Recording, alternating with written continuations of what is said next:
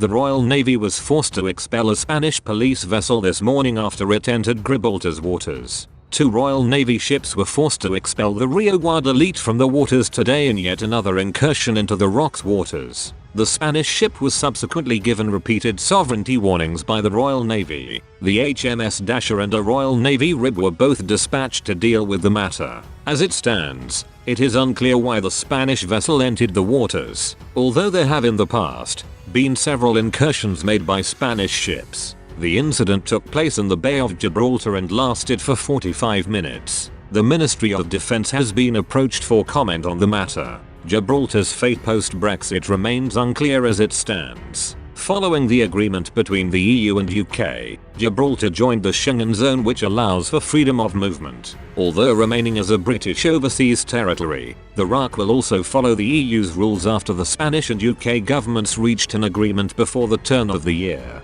Despite the 2 sides coming to an agreement on the freedom of movement, Spain has issued a territorial claim for Gibraltar.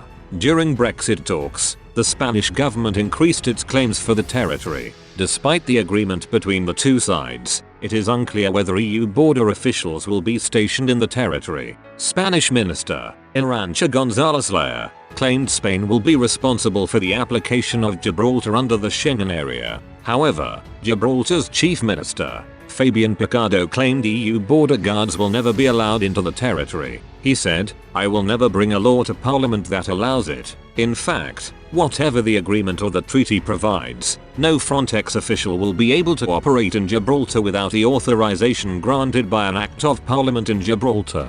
You can be sure that there will be no consequences for sovereignty, jurisdiction or control." The Chief Minister went on to stress the sovereignty debate has specifically been off the table in all discussions relating to the agreement. The EU and UK are hoping to reach a further agreement in 6 months on the future of the ROC following the deal signed at the end of the year. While the Chief Minister claimed Frontex border will not be allowed into the territory, under the agreement border guards will able to facilitate freedom of movement. The UK's Foreign Secretary, Dominic Raab, claimed the agreement would allow for a separate treaty with the EU regarding the ROC. He said, "All sides are committed to mitigating the effects of the end of the Brexit transition period on Gibraltar, and in particular ensure border fluidity, which is clearly in the best interests of the people living on both sides. We remain steadfast in our support for Gibraltar, and its sovereignty is safeguarded.